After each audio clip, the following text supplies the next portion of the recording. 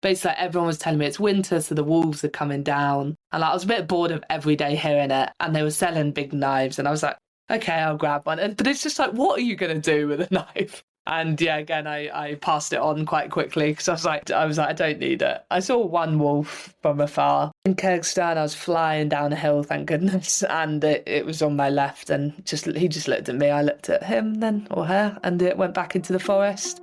But I heard them a lot at night. That was quite scary when you're in your tent and you just hear the wolves. Yeah, that's something I won't forget. I'd say I was pretty scared. Welcome to Seek Travel Ride, where we share the stories and experiences of people taking amazing adventures by bike. Whether it's crossing state borders, mountain ranges, countries or continents, we want to share that spirit of adventuring on two wheels with our listeners.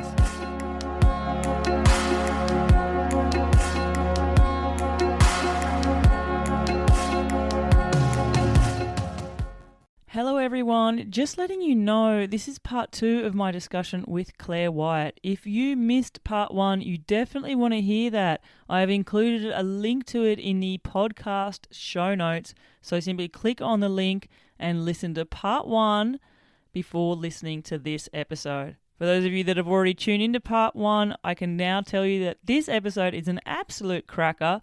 I don't want to spend any more time talking about it. Let's get into it right now. While I spin the globe around, and, you know, if I was to say that you had the power to magically spin the globe and put your finger on a country that you could go to, where would it? Would it be Chile, Patagonia? Would it be somewhere in Africa? Like, where do you reckon you'd jump to first? Oh, like right now, the feeling. That's probably Cambodia, which is such a telling sign, isn't it?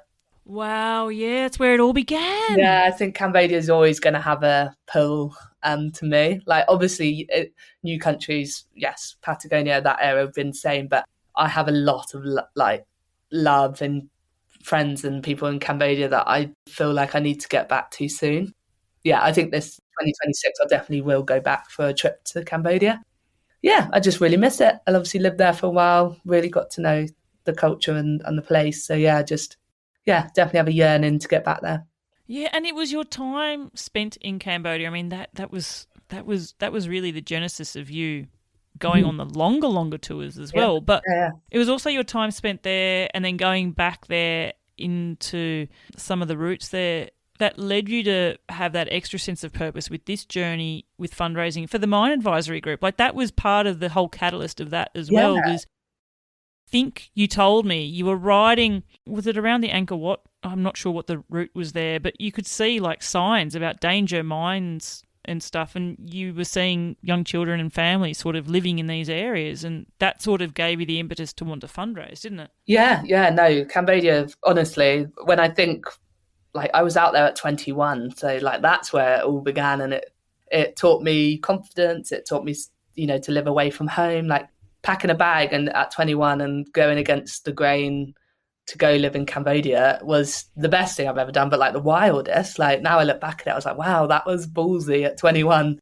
to just go and live out there, and that just kickstarted everything. And then so the passion for to raise money for the Mine Advisory Group was just from seeing it firsthand, having friends that had lost limbs, and so to be able to fundraise on this trip as well was a real, and not just fundraise but like raise awareness, and because a lot of people are like, what, there's landmines in Cambodia, and just being able to even explain what landmines are, and just the awareness was really important to me, and it kept me linked to Cambodia throughout the ride, and just really would love to get back.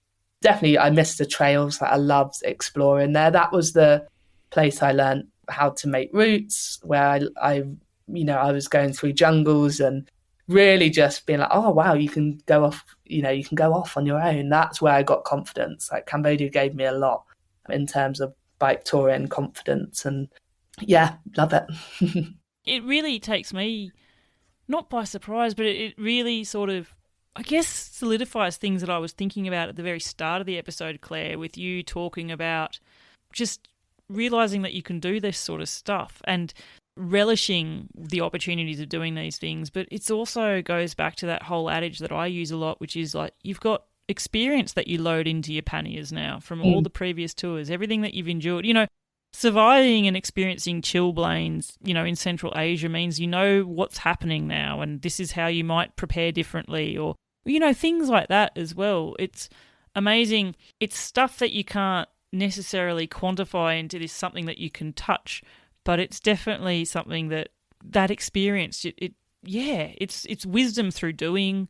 And you were talking about wanting to pay it forward. I think one of the best ways that you're paying it forward is talking about it, sharing your stories, sharing the truths and the realities of what your experience was as well, being the counterpoint to the, oh, it's pretty dangerous, especially if you're on your own. Oh, you're a woman that's solo doing this. No, you can't do that. Yeah. I mean, you're the counterpoint to a lot of this, aren't you?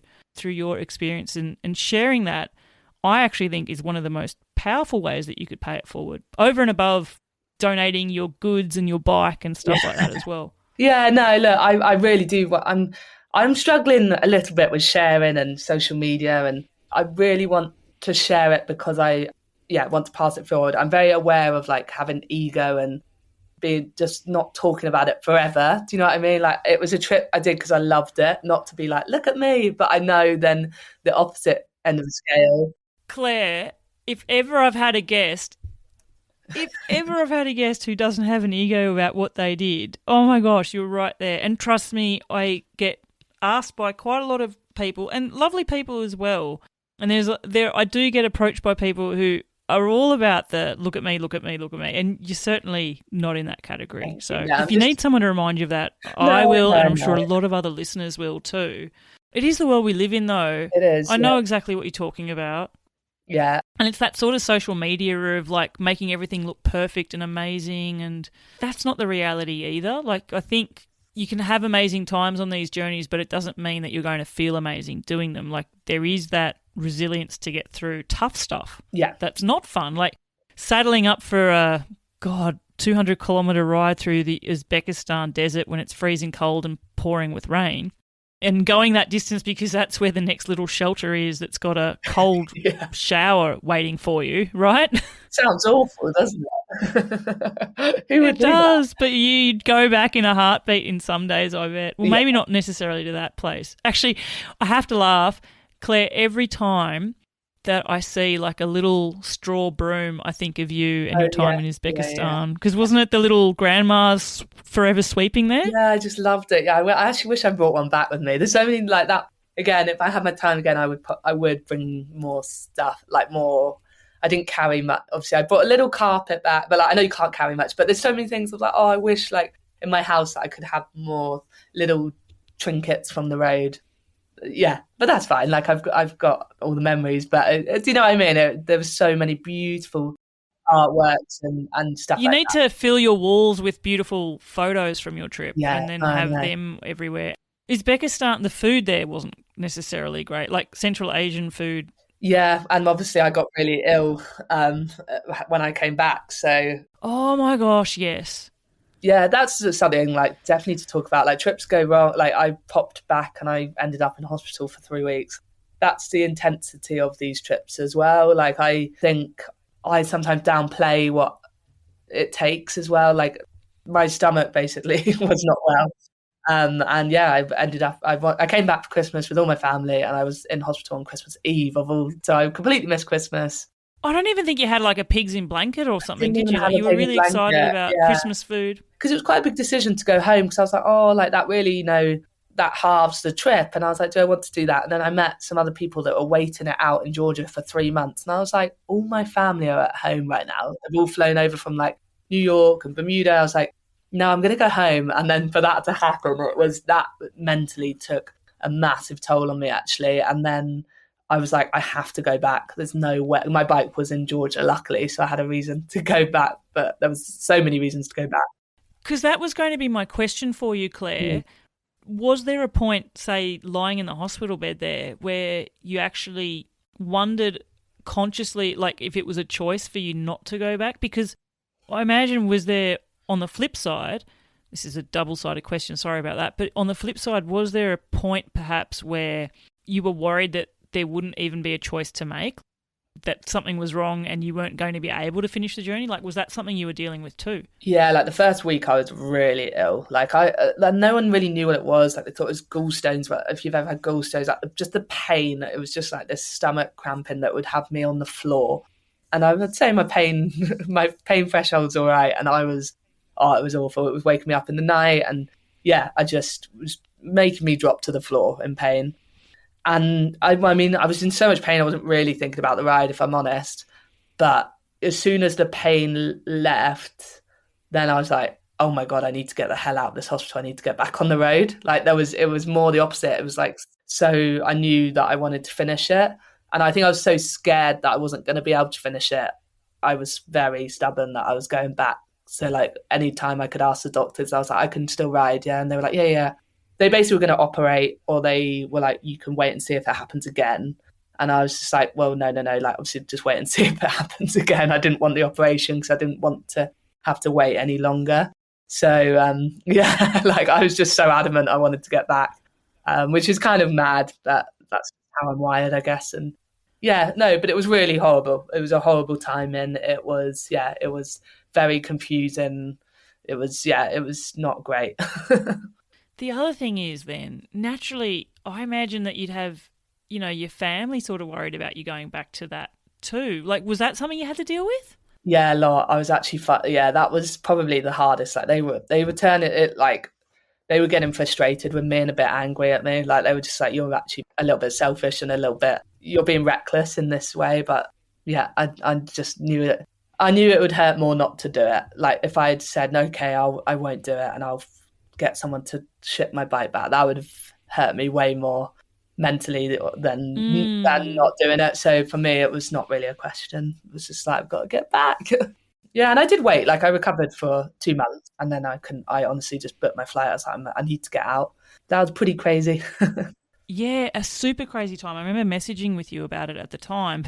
Not that I wished sickness on you by any measure, but in a way, like 2 months to head back probably wasn't a bad thing, because I'm just thinking when you did head back, and we've already spoken about it, like the weather was nuts. Like it was still freezing cold in Georgia and in Turkey. Like, could you imagine if you'd headed back after 3 weeks? What would you have done? I don't know. Yeah. So it all really did work out in the end. Yeah. No, it was kind of crazy. Like the roads were closed anyway when I got back. So I probably could have waited, but I was pretty nervous. Like I was on a liquid diet for a long time because it was, they were worried. Basically, I just had to be on a liquid diet for a while. So then when I got back to Turkey and it was a lot of bread and heavy meals, I had to take it really easy with food, and that's hard in Turkey because the food is so good, and they like give you like 100 dishes, and you like they want you to eat everything. And I remember like I did stay. It was one of the school teachers, like they really wanted me to eat everything, and I could feel my stomach was struggling. And you're like trying to be polite, and but luckily, touch wood, I haven't had any episodes since. So I was hoping that it's something that has resolved now and isn't going to be something that you need to keep managing differently. Yeah. But yeah, well, I was really concerned when it happened. I was thinking, no, this is not allowed. Yeah. I reject this for you. This is not allowed to happen. Yeah, that's not part of the plan. Because I swear, in a weird, friendly way, Claire, I have travelled from the UK to Mongolia as well through your stories, as I'm sure many of our listeners have as well. I mean, we did mention food, and I know it sounds silly. We were talking about it in the context of not being able to eat it, but before this occurred, I mean, there was a big Central Asia section there. But before all of that, like, where was the best food that you experienced? Because I always have to talk about food on the pod, and it can't be that food was making you sick. We have to talk about happy food here. Oh, gosh. The food is pretty... Turkey, definitely. Up until Turkey, the food is very, very bland. Let's be real. Yeah. What about China? That might have been a highlight, maybe. China, yes. Yeah, you're right, actually. I only had like a couple of weeks in China. Yeah, that was but really overwhelming to order. Like you get into a restaurant there. Roulette. It kind of was just like, you just give me anything. And I got some incredible dumpling soups, and I got all sorts. But so maybe China after Mongolia was definitely a highlight. But no, apart from that, I'm thinking of other trips. I think Sri Lanka has to be the best food I've eaten on a trip. Oh my gosh, yum. Yeah, really, really good. Flavoursome, spicy. Well, Sri Lanka and Malaysia were just basically little food tours. I just cycled and ate. That's my type of trip. I know it sounds silly, but I must ask you this. What would a typical Cambodian meal be? Yeah, it's quite similar to, it's a lot of curries and rice, a lot of rice. Quite bland. It's not as like spicy as Thai food. Yeah, probably I would say Thai and Vietnamese is more flavoursome, but Cambodians, yeah, curries, yeah. It's all quite similar to Thai. I'd just say they're not as spicy. Listeners, something that is part and parcel of bike adventures is unfortunately flat tyres. This year I've actually been using a tiny e-pump made by Cyclus, and it is fantastic. It's super tiny, like literally fits in the palm of my hand. The device takes 30 minutes to charge up, and it will inflate your tyres between 3 and 5 times depending how much PSI you need to put in them. It's super easy to use, really quick and simple, and has a digital pressure gauge on it as well, so you know exactly how much you've inflated your tyres to. Check them out at Cyclus and use the code STR for a sneaky 5% discount. Support the brands that support the podcast. Now back to the episode. Bringing it away from that now, like, I know we spoke at the start of the show about what it's like to reflect back on taking a big journey like this, and you're saying how, you know, being overwhelmed almost, being a new person in the Lakes District, introducing yourself to people, what have you done, and going, well, actually, here's the last, you know, near decade of my life of travel. How does it feel to reflect back on it? Like, how have you felt sort of sitting still with it? Like, do you randomly just find yourself at moments of the day taken back on your travels? Yeah. Are you still, in a way, still travelling through your memories? Yeah, definitely. I think I'll always be like, things will like trigger me to think about a country, or like I've stumbled across something in my house, or even out seeing a bit of scenery, I'll be like, oh, that takes me there. Or it feels surreal. Like I still don't feel like could have done that. Like, it sounds crazy. I still a massive imposter. I feel like, wow, that, I don't know. Like, I just feel like two different humans. Like, one person goes and does the crazy trips, and now I'm home. I'm like, what? That was like the thought of getting on a bike today in 1 degree. I'm like, no. Whereas like when you're on tour, you just, you know, you're just in such a different mindset. So yeah, I do feel it feels surreal. And I think it will always feel a bit surreal that I've done all of this, but what a bloody privilege to have done it. I guess the other difference is, like, when you're on tour, you don't necessarily have the choice of not going ahead. Yeah, that makes sense in exactly. -1 and rain or something. Yeah. But, oh gosh, Claire, what an absolute mega trip. There is one aspect I wanted to talk about. I nicknamed you the Dog Whisperer. We all have heard about the amazing, incredible time you had with the beautiful dog in Mongolia, which I don't think... Did it ever get a name? I don't think it did. I didn't, but now I like to say it was Gobi, because I've called mine Gobi. So... But I didn't give it a name. That wasn't the only place where you seemed to have an affinity with dogs. Now, there were times where the dogs weren't necessarily nice dogs. Yeah. You came across dogs a few times in your trip as well.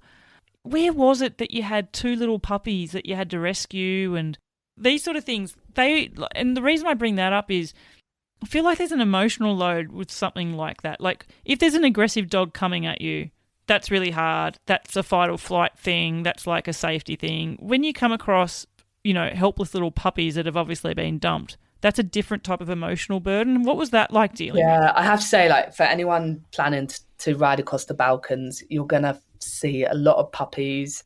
You're going to see some really shit situations with dogs, and it is quite tough watching it. And they treat dogs really badly, let's be honest, and in the Balkans, and they're just not seen as pets like they are in our countries. And I kind of had that experience because it's the same in Cambodia. So living there, dogs are like more for like guarding. So, and that's the same in like places like Albania. Dogs are used to guard the vineyards or the farmland, and they're not pets. So yeah, but the puppies were difficult. Like, yeah, I picked up 2 in Albania because they were in a plastic bag tied up.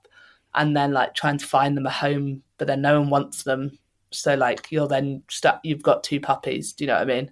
And then you finally meet a family that do want them. And it's just quite tough to be like, are they actually looking after them? But then you can't, it wouldn't be realistic to carry 2. And I know people do, and that's up to them, but it'd be really hard to carry 2 puppies back, or, you know. it is a lot. It's yeah, emotionally it is quite hard. I'm like, oh, I would get really frustrated because there was a few times I couldn't, like I saw a lot on the side of the road, and you just know that they're in danger with cars, but you try and move them off a little bit. But real, yeah, it's quite hard. You've just got to kind of do your best to help them, and yeah, you can't help every puppy, sadly. I wish you could. Yeah, well, I mean, look, you did help too, so Yeah, yeah, yeah, that's two more than would have gotten help as yeah. well. I think emotionally that'd be a really hard one to balance with as well because, I mean, obviously you've had some amazing moments and now, I mean, Gobi, your beautiful dog that you've got with you now, named after Gobi from your experiences, traveling through the Gobi Desert as well. I'm sure she's been a bundle of joy for you, linking you to different adventures now. Yeah, yeah. It was definitely a move I knew I had to make to keep me still. I always wanted a dog, don't get me wrong, and I'm a very much a person that if something feels right. So for example, Gobi is my best friends live in Northern Ireland in Belfast, and she texts me like the last month of my trip being like, oh, Ginny, our dog's pregnant, and I've always loved Ginny, and I just thought this is meant to be. Like I really do act on things if it calls to me that like this is the right time for something. So I just replied being like, please may I like have one. I'll buy one. And then yeah, it just felt so right to help me, and dogs are for life. So like it's going to be incredible, and it's helped me enjoy settling down. I really haven't had many wobbles, which is great. Like trips before I've had lots of wobbles in between. I feel really happy and settled and calm. Whether that's just because I've done the big trip that I've always wanted to do, and that's given me a sense of peace, or like I just think there's a load of things, and Gobi is so much fun. We're doing loads of hiking, we're getting outdoors. It's just really nice to have a companion. Yeah, and I wonder whether it's also just another layer of experience. You said before how, you get the 3-week wobble, but I wonder if it's now you know how to deal with the wobbles a little bit differently, and maybe Gobi's helping you settle. You've got your own place. You've chosen to settle somewhere with an outdoor area and a community and access to the outdoors that will energize you. So you're not in the big city, hemmed in city life that doesn't give you that same energy as well. Like maybe they're the little things that subconsciously you've done to sort of make this transition a little bit more successful as well. And I think also the realistic idea that you don't need to just be gone for, a year at a time or 6 months or 8 months or whatever it is to live these adventures. Like you can look forward to smaller pockets of adventure in your life and be excited by that too. Like there's a lot of stuff to be excited about that doesn't require leaving a job and leaving a house and living just out of your saddlebags for, months or years at a time. Yeah, 100% agree. Like I think deep down I'm always going to be a traveller and a wanderer, and I don't think that needs to stop. I used to always think like once I settle down that stops, and you can't do the adventure. But that's so untrue, and I don't know why I used to think like that. I'm really, really excited for mini adventures. Yeah, and I've got loads of stuff planned, but also like my daily life is quite adventurous here. So, and I'm really, right now I am just washing up and waitressing, but in the future I'm hoping to work in the outdoor space. And, while I'm just getting settled, pot washing for 7 hours is light work compared to, they keep apologizing to me and I'm like, guys, this is luxury compared to what I've been doing. I was like, I'm fine in the kitchen washing up. But so, yeah, just kind of, knowing that you build your own adventurous life and that doesn't have to be doing big stuff. I'm so glad I've done it, and I will continue to do some crazy stuff, but just in a different way, which I'm really excited about. You weren't tempted to look for a career in forensics? That's what you graduated as, didn't you? I know, criminology, yeah. I wonder, gosh, yeah. Imagine if I went into the police. Yeah, I was just thinking, I'm going to leave that there. I was just thinking all your experience throughout the world. I mean, I wonder how many times you've been solving crime scenes. And actually, small tangent, I recently just watched the Netflix documentary about the outback town Larimer and the missing murder mystery there. And it took me back to, you cycled through there. Yeah, I stayed there for a night. I stayed in the Pink Panther place, didn't I? Or I had a drink at one of the pubs that was... Yeah, that's where the crocodile is. Yeah. Yeah, for context, the guy went missing in this outback town in Australia, and yeah, it's a crazy story. Yeah, if you have Netflix, it's worth seeing. There's some very interesting characters.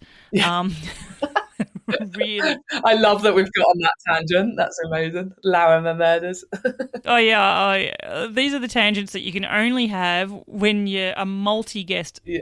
when you're multi-episode guest. I was going to say, the criminology degree did help me a lot in China because everyone knows the police are quite, in Xinjiang, they're quite on you. So like every day you'll get stopped by the police and they would ask me what, my profession was. And I'd just say I studied criminology. So they all thought I was a policewoman.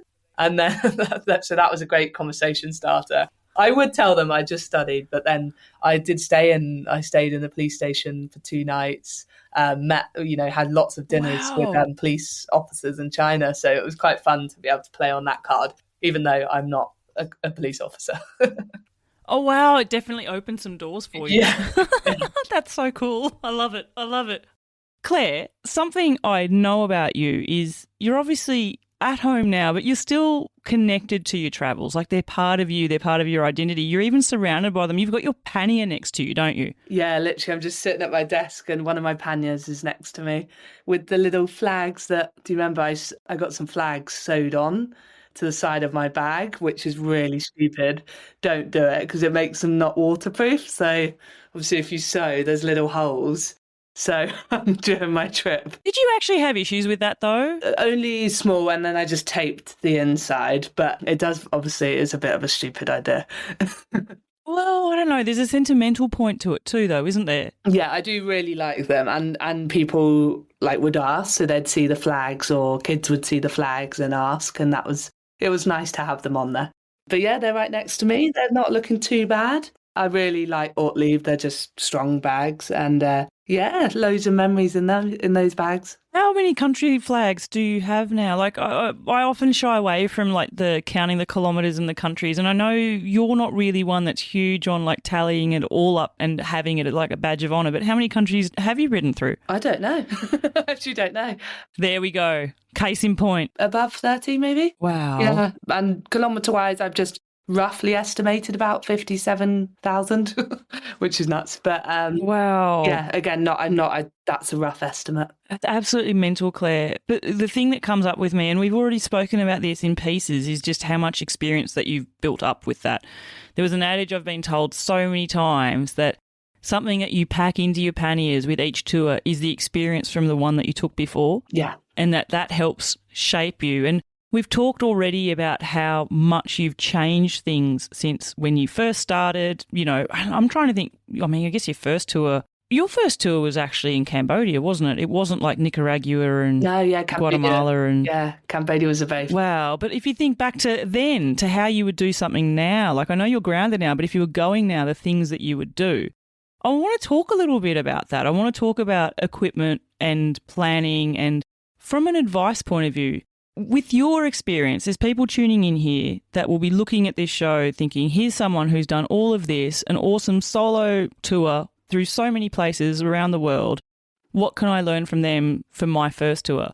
What do you think some of the key bits of information for someone looking to get into this? What would you try and help them out with? Yeah, definitely. I think it can be really overwhelming on your first tour to have a clue what to pack, and then also really expensive. That's what I found. So I think I did Australia with a $30 tent. Yeah. Cheap sleeping bags and cheap everything.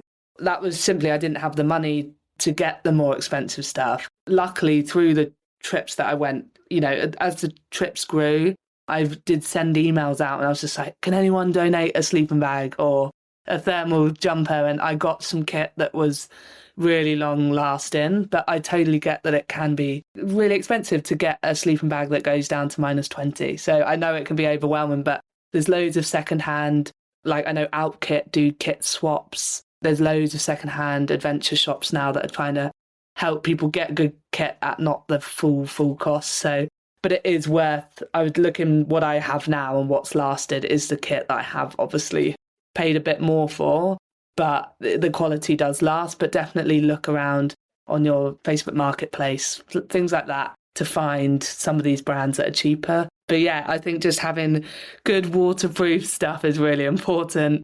And obviously, if you're planning to do winter touring, for me, the reason I could contemplate doing Premier Highway in middle of October was because I had gloves and mittens and kit that I knew I could cope with the cold. But saying that, I know people that do it with very little and make it work as well. So yeah, you definitely learn not to take as much. So I remember the first trip I went on, I was so overloaded with gear. My bags were so heavy. My bike was just off the chains heavy. And then every year it's just got a bit, I've just learned more and more what I don't need. Yeah, I think food, Australia was a different ball game because I had to carry all the food and water for long distances. But then getting a water filter, for example, I didn't take a big water filter to Australia. And on the last trip, I took a water filter, and that would have solved all my issues. Do you know what I mean? Yeah, because actually in Australia, I think, you had the life straw or something in Australia, didn't you? But I think I used it once or twice, to be honest. I remember when we recorded, you were like, oh, I've got this life straw, so, and you joked, you could drink water from a little muddy puddle or something, but you hadn't used it. I remember you talked about that. But of course, it is one of those things where if you have it, there's probably opportunities where it would hold you in good stead, not necessarily in the spot that you're in at the moment, but further down the track. And it's funny, Claire, my husband and I, we recently went and did just a mini adventure.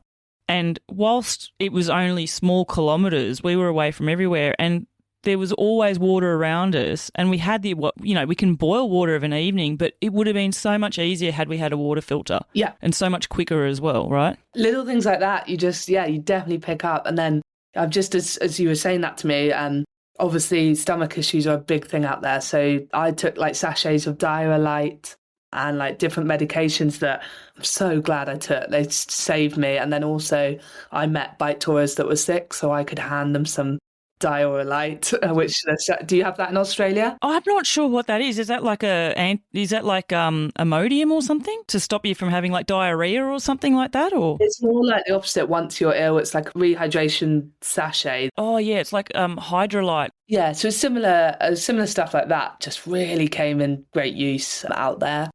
Talking to other people that have done it and just asking, what do you need? But everyone's different. Like I had to carry I think I had about 8 inhalers, maybe 10 inhalers.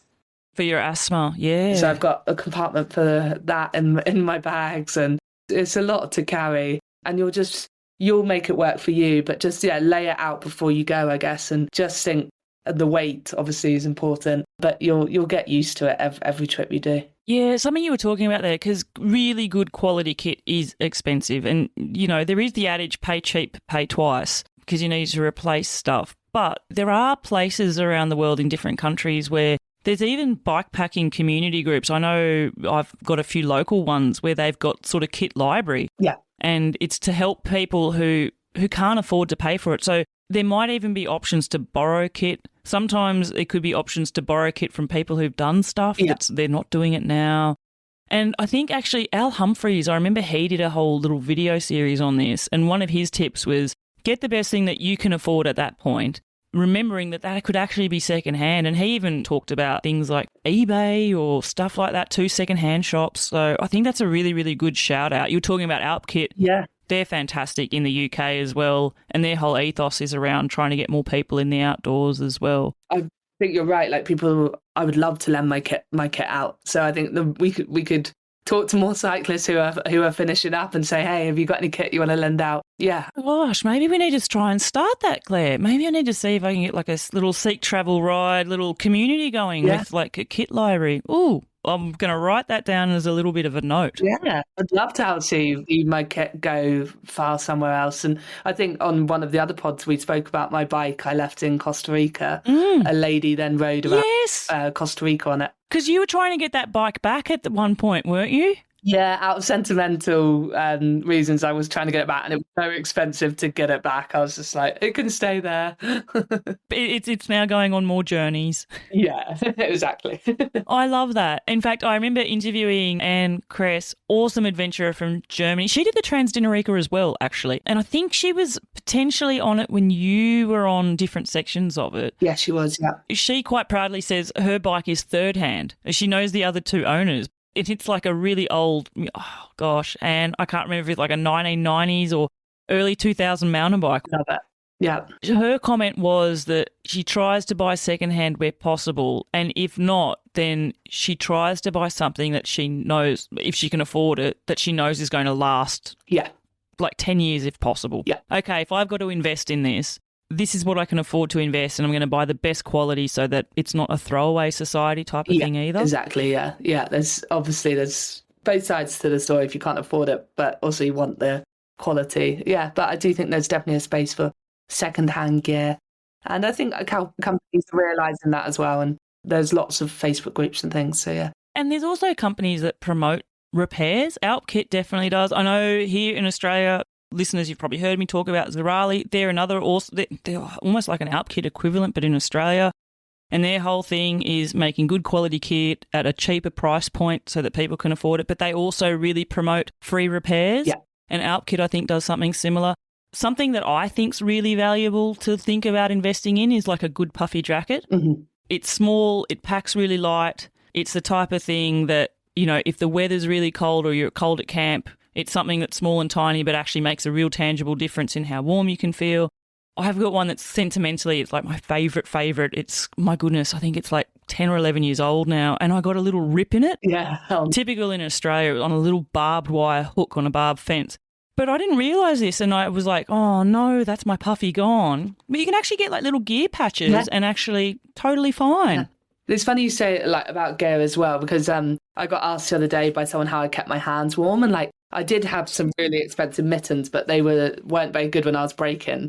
I actually ended up wearing the majority of the time like 50p gardening gloves from Kyrgyzstan. Oh my God. They were just like Claire! ever. Do you know what, Claire? We really are sisters from another mister, because this is a side tangent, but I think the best winter gloves I own have actually been gardening gloves. It was when I was on a training ride. Gosh, this is years ago, when I used to be a mad cyclist that would try and ride crazy distances. And it was my one and only ultra cycling event in France. And I was training for it on like this 2-day ride. And I left my home, and it was sort of March. So it's sort of still, like where I live in France, it's very much still winter.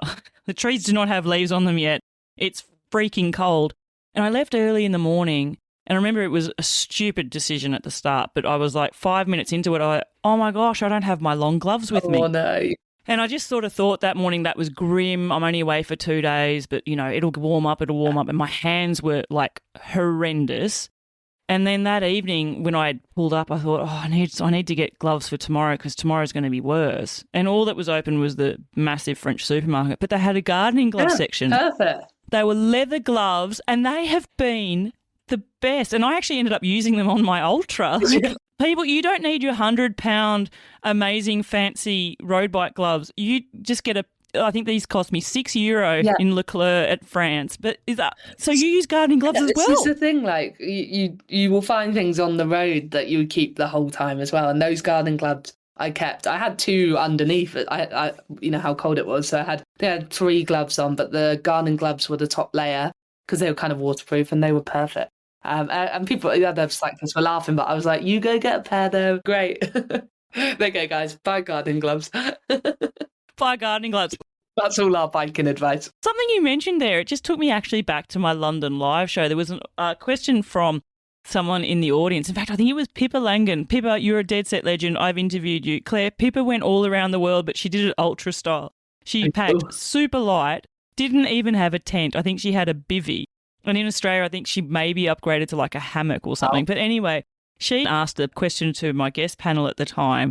When you do these adventures, you obviously come back and there's something weird that's changed about you, and what was it? And I remember Charlie Walker, his response was he can't walk past something that he finds on the road. So he might walk on the road and see like a screw or a washer or something like that on the road, and he has to pick it up. Really? Yeah, because it might be something that he has to fix. I wonder, what's the best thing you've picked up from the road? Oh, gosh.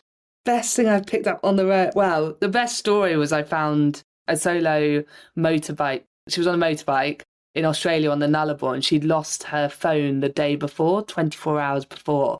And I picked up this brand new iPhone 13. And I was like, oh my word, iPhone 13. It was all in Chinese, so I couldn't even like attempt to get in and call their mum, you know, and then you find out who it is. And then like 8 hours later, I saw this lady on a motorbike looking in the grass.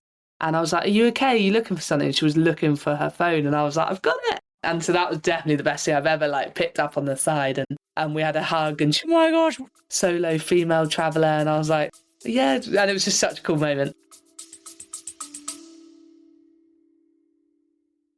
Listeners, if you absolutely love this podcast and you love tuning into the stories that I bring to you each and every week, you can help me and support the show by heading to buymeacoffee.com/seek travel ride.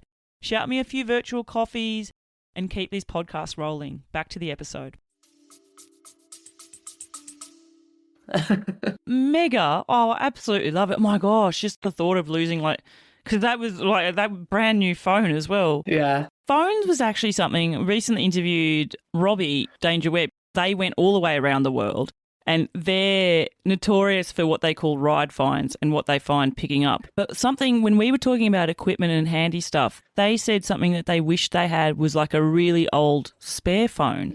Okay. And that was a really good shout, I thought. And it was because your phone becomes a lot of your life source on some of these tours. Like sometimes you use it for money, you use it to transfer, you obviously use it to translate. Many people record their journeys with their phone. It's how you stay connected. And they lost their phone when they were in India. Yeah. And that was horrendous for them. Yeah, I did carry a backup. Yeah, that was one thing I put in my bag, like an old iPhone, like an old one. Never got it out, but it was in the bottom of my pannier just in case. That was just one thing I thought, oh, I better have one of those. Yeah, never got it out, but it was good. No, but you knew you had it there just in case. Yeah, but I remember back in the day, like I never had a bike computer, so I had one phone from my music. Or like this was Cambodia, I had a really old phone from my music and a phone with Google Maps on. But now, obviously, I upgraded to a bike computer and life got a bit fancier and easier. Sometimes bike computers can bring a little extra level of stress with navigation too. And I actually want to talk about navigation and how you planned and navigated a bit of this. We talked a little bit how in Australia you had the spreadsheet and it was very, very specific. To some degree, like you could say that's over the top, but also knowing where you rode in Australia, I actually think that's just preparing yourself. Like you knew 100% what you needed to do. The other part of it then is there is a point where you told me Mongolia to the UK was the least specific you went with a route, but you also obviously have to plan to some degree. Like you were talking there, you got a bike computer. I'm imagining that you navigated through that with that. How do you plan a route just not for the day, but in general, okay, the next 10 days I want to go here. Like how do you go about doing that when you're actually on the road? Yeah, I think like I kind of would, oh gosh, I would say like when I landed in Ulaanbaatar, I was at the hostel with Wi-Fi, so I would sit and make like the next 10 days routes and on commute. So I've got them saved offline with like adaptations, so I might have plan B. And also, like when you're offline, you can see your blue dot still. So I might not follow that route, but at least I've got an idea of where I need to head. If I knew that in like 10 days' time, like let's say in Mongolia, so there's from Ulaanbaatar, there was about 10 days, and then I knew I was going to get to this hostel that some Australians run in a bigger town. And like I went on their website, could see that they did have Wi-Fi, and they had a yurt outside. So I stayed there, and they had really good. They had magic place. I know, it was an awesome place. A lot of bike tours go there, and it's like a little haven because it's got really good food. Can you remember the name? Like this sounds like an awesome place. Yeah, so it's called Fairfield Guest House, run by an Australian guy who's married a lovely Mongolian woman. And yeah, it's in Tzertsleg. Is that how you say it? Tzertsleg. So hang on, Fairfield Guest House. Fairfield Guest House, highly recommend. And if you need like a few days off the bike, you can have a hot shower. It's great. Brilliant. But yeah, and so basically I would just make a plan. I know obviously what borders I wanted to go to.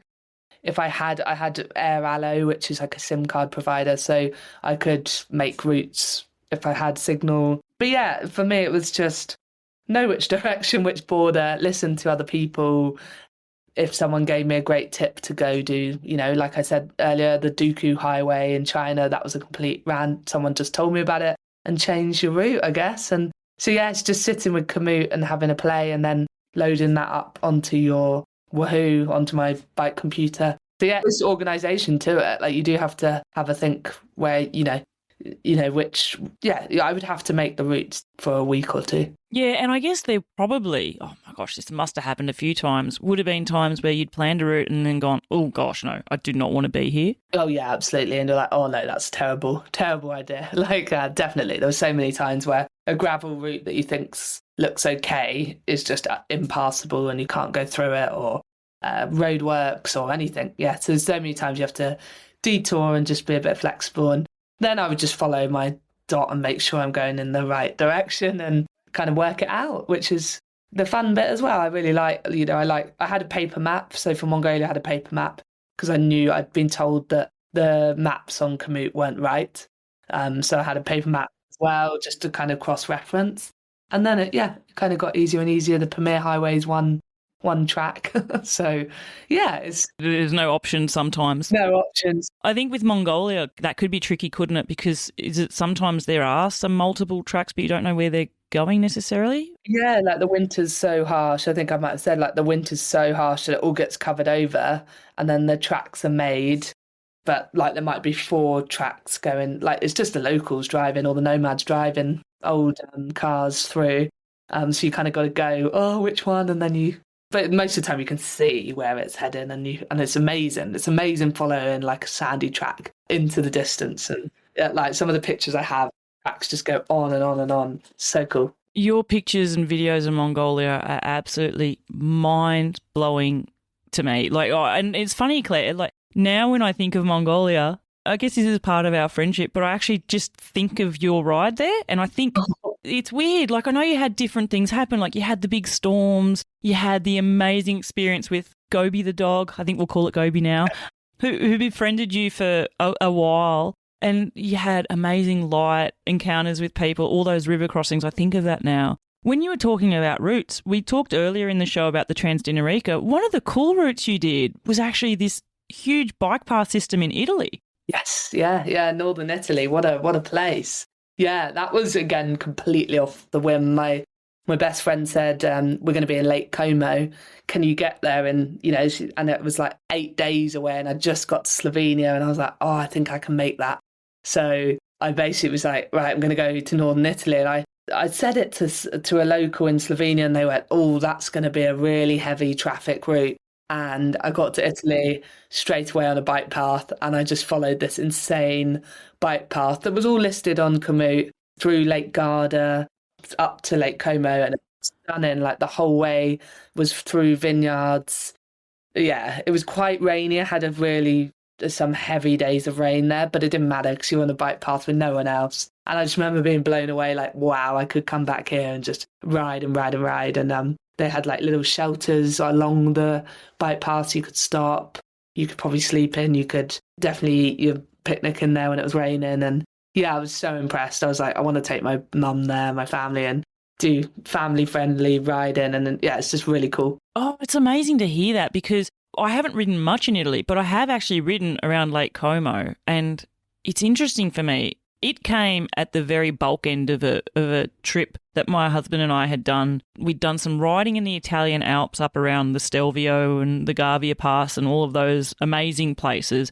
And then we were around Lake Como and we were based there, I think, for 5 days. And my recollection of it was when I was on the quieter roads up into the mountains around the lake, it was okay traffic-wise, like there wasn't really anyone there. But on those heavy traffic roads, it was hell. And I remember we did a ride which took us nearly all the way around the lake, and then I think we bailed about 2/3 of the way in, and we were like, no, that's it. And I said, that's it for the bikes. I'm a pedestrian for the rest of this holiday. Like, it was just crazy. So I wish that track had existed when we were there. I wonder how long it's been there for. I know exactly which bit you mean. The Como itself there's no track. It's still the road. It was just the way coming in from like Bergamo I'll have to route it and get it on Komoot. I do want to.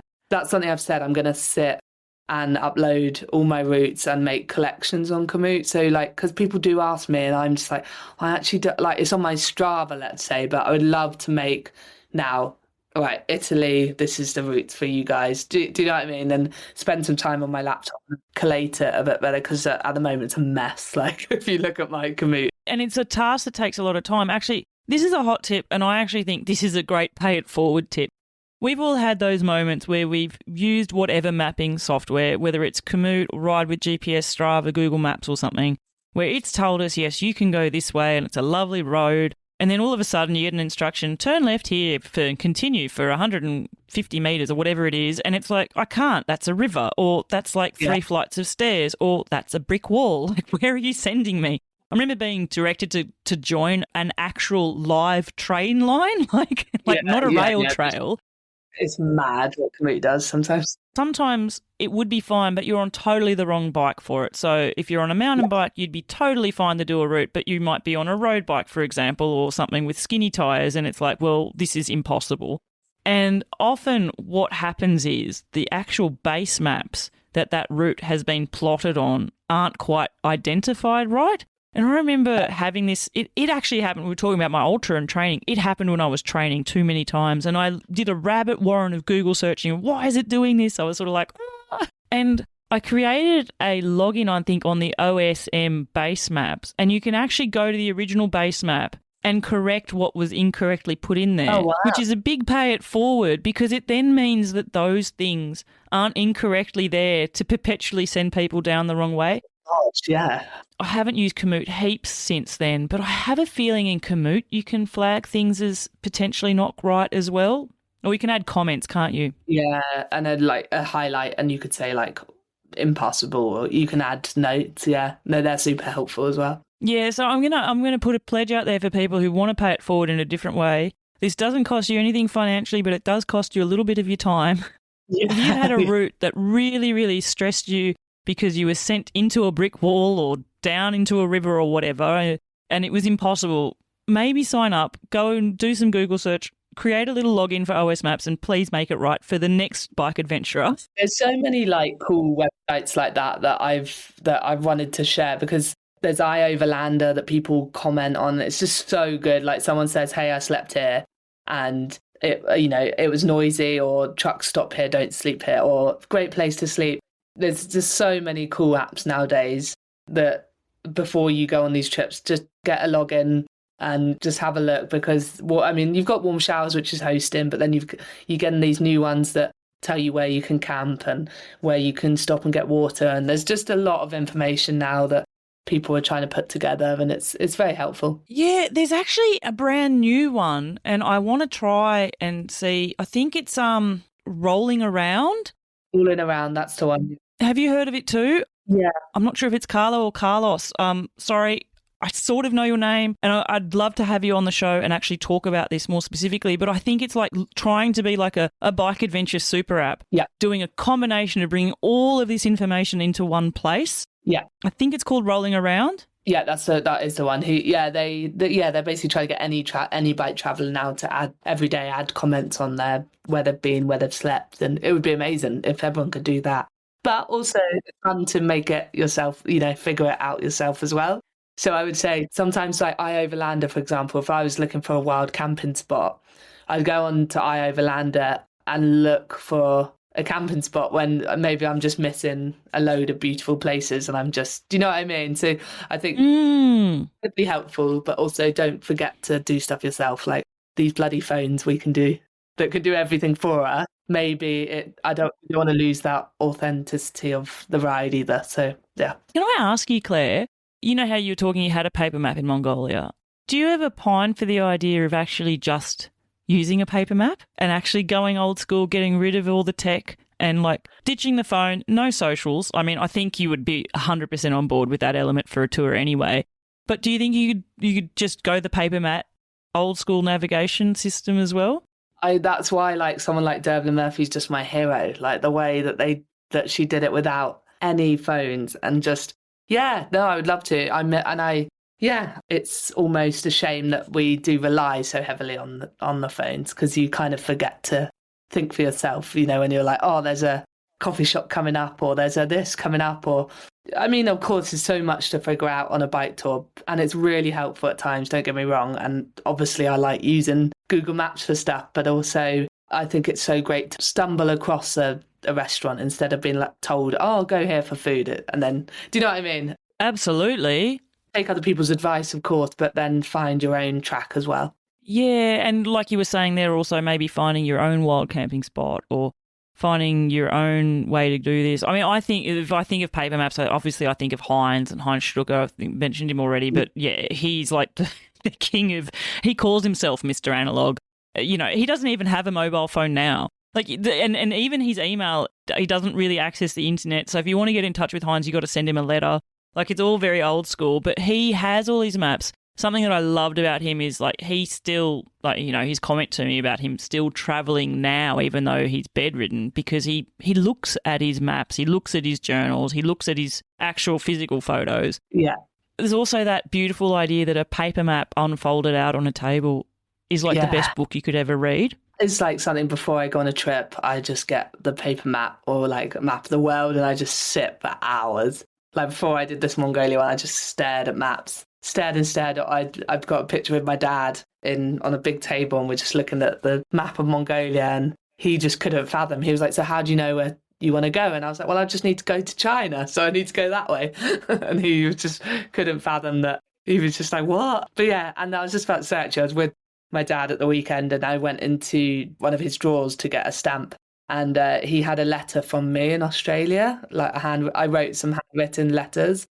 And like that was and I reread it and I was like, that is so cool. That's what I wish I was like born like 40 years ago, because I just think something like that means so much to me and him. And it's just like, we just, with texts and WhatsApp and FaceTime, it's just quite easy to lose that. And it was so nice reading the letter back.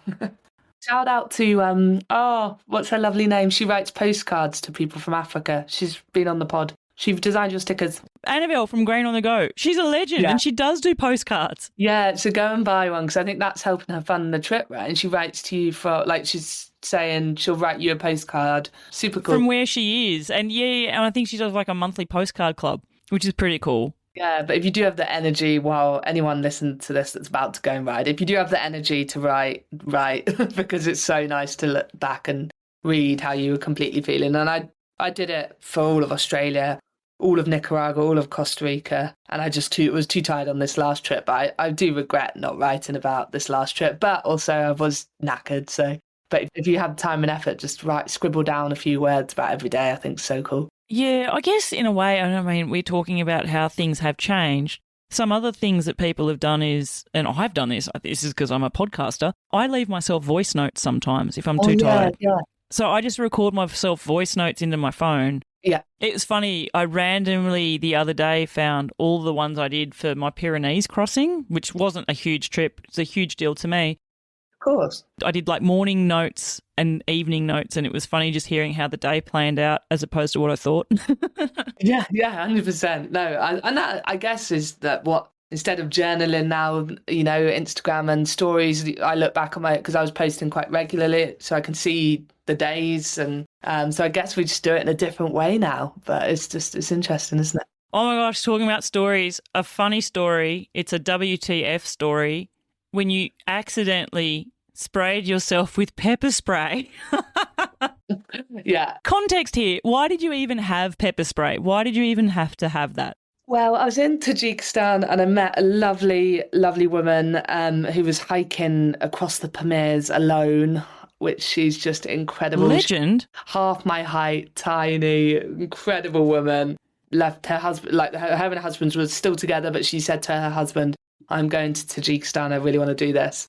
And yeah, so I met her and she just finished. She had a whole pot of pepper spray because she had 99% good experience, but was just like, I want you to have it. And I was like, no, I don't want it, don't need it. But I just put it in my front bag and I didn't use it for about a month. And then one night in my tent, I must have not have showered for a couple of weeks. And I was like, Claire Wyatt, you smell. And in my front bag, I had a small can of deodorant and the pepper spray. And it was dark, and I picked up the pepper spray and I sprayed my armpits. Both armpits? So, no, I did the first one and realised, obviously, because the pain, and it went up into my eyes. Oh my gosh. Imagine that, like 2 a.m, just like, so I threw it out. In the dark. In the dark, so I threw it out the next day.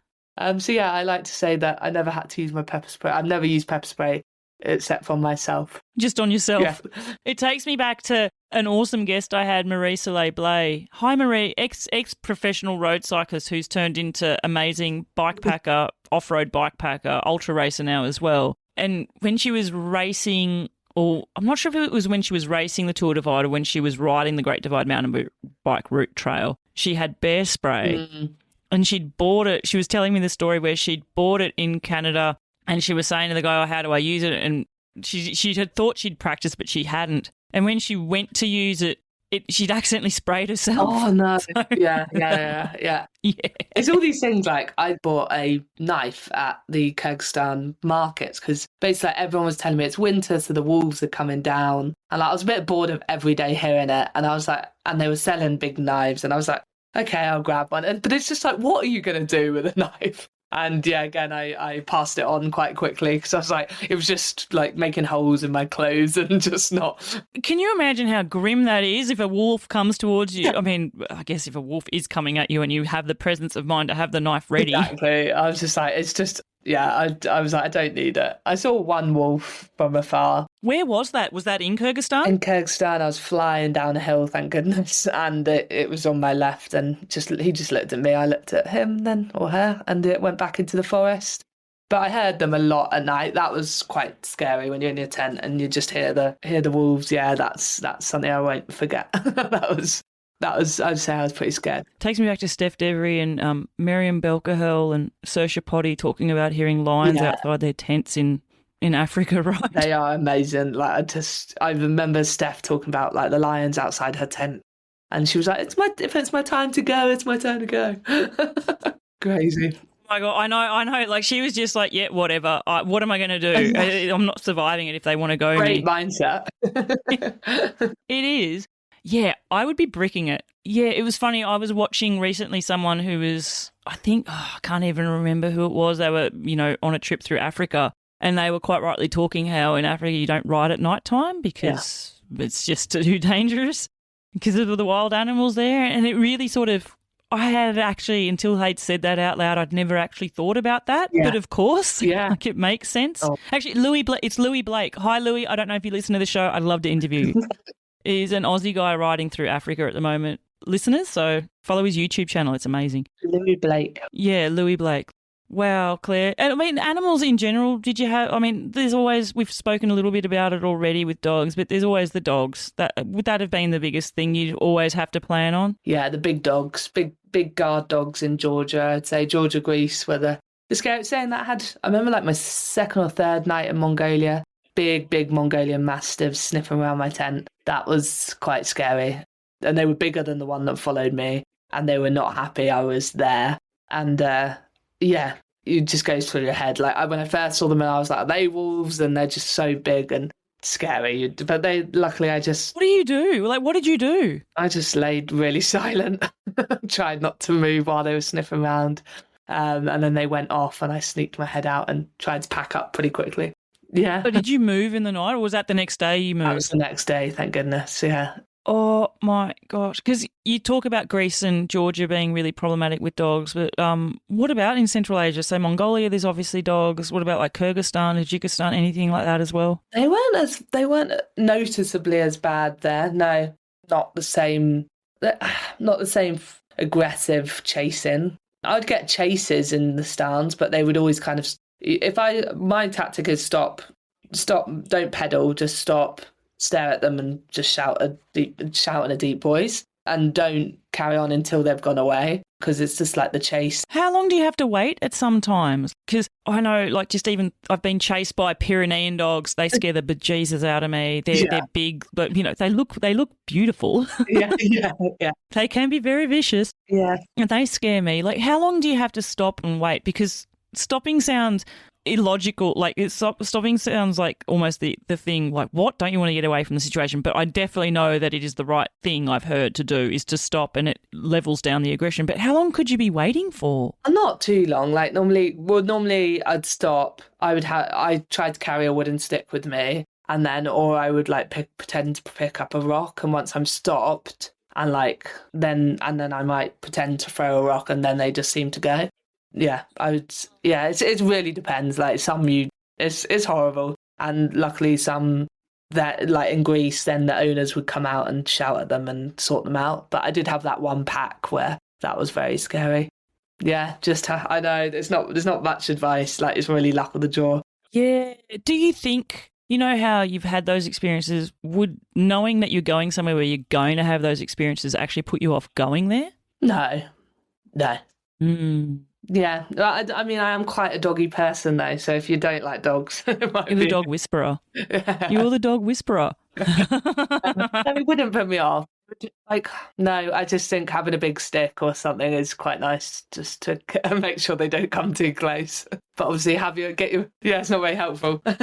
Squirting water in their eyes. Maybe, yeah. Is something I've been told. Like, squirting water from your water bottle is really effective as well, I've been told. And pretending to throw a rock? Yeah, definitely pretending to throw a rock. Lifting your arm up a little bit and just being quite assertive, shouting, yeah.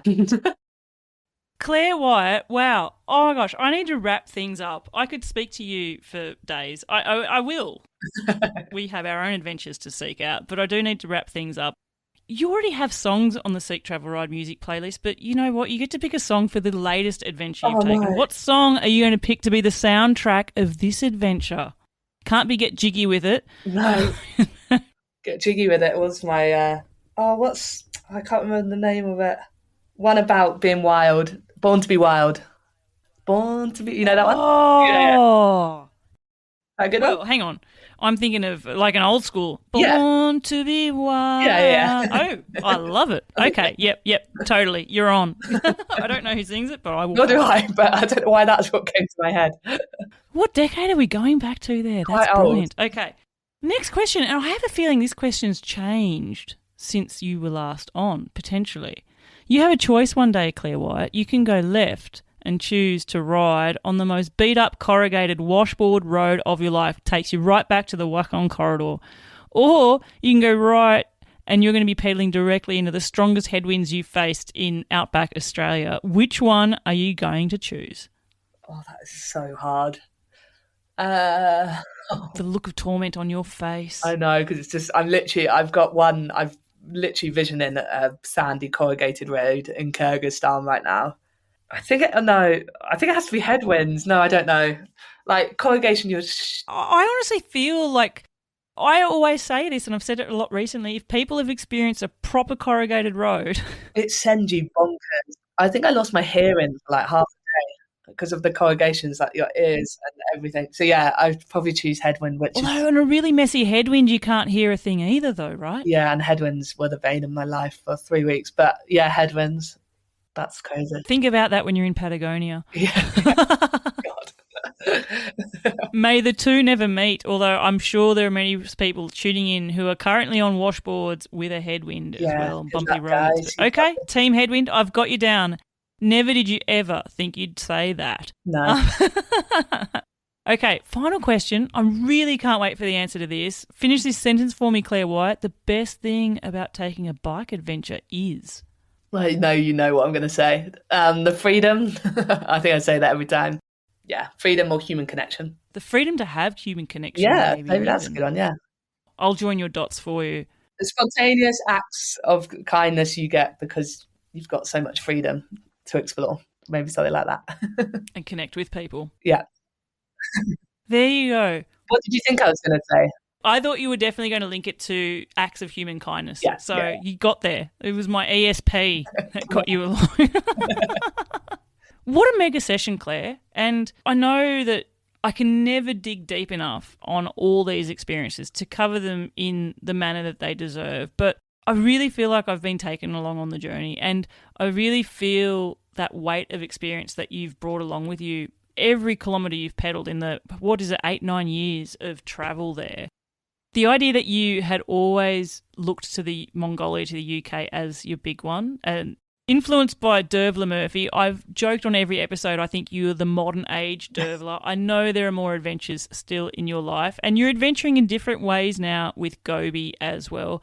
I think the thing that I love about this podcast is it has connected me with amazing people, truly proper inspirational people, people who do what they dream about and then show others the ways that they can do it themselves.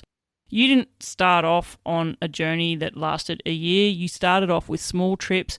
You took trips in Cambodia. You took trips from, I think it was Land's End to John O'Groats. You did the Wild Atlantic Way. And then you started slowly building it up. And now I look at where you've gone. You've crossed continents. You've crossed countries, mountain ranges, in all weather, through all different types of challenges. And somehow you've just shown everybody that actually taking a bike adventure gives you freedom. It gives you the ultimate act of human connection. You get blown away with acts of kindness that make you return to settle down, to constantly want to pay it forward. Claire, you are the most featured guest on this podcast. You are an honour for me to know, and you are my deep friend. And thank you so much for being such a dead set legend, sharing your awesome experiences here on the podcast for Seek Travel Ride. Thank you so much. Thank you for sharing. Like, this is incredible to have a bank of like 4 podcasts as well, wrapping up the trips. And yeah, and to have met you as a friend is awesome. So yeah, thank you so much, and helping other people get out there. You're the best. Here's to more adventures. Now, listeners, I hope that you have enjoyed hearing all about that incredible journey from Mongolia all the way back to the UK. There were so many amazing themes that came up there with Claire during our discussion. And I think the idea that every trip that she's done, she's just layered on a little bit more experience that has helped her along the way. And I really got the sense that she was aware, even when the situations were at their hardest, that she knew that she would always be able to get herself through.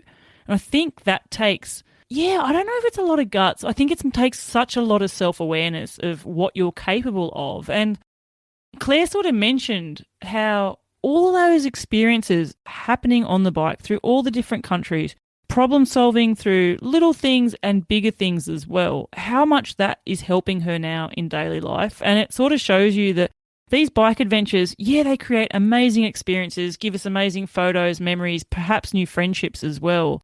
But there is an intangible benefit to ourselves as well, where we prove to ourselves what we're capable of. And going forward through other phases of life, showing that you are someone that can do the hard things just by turning up day by day and getting yourself to that next goal in your adventure. That really has benefits that, like I said, they feel intangible, but also speaking to people like Claire and other adventurers I've interviewed, I see this time and time again.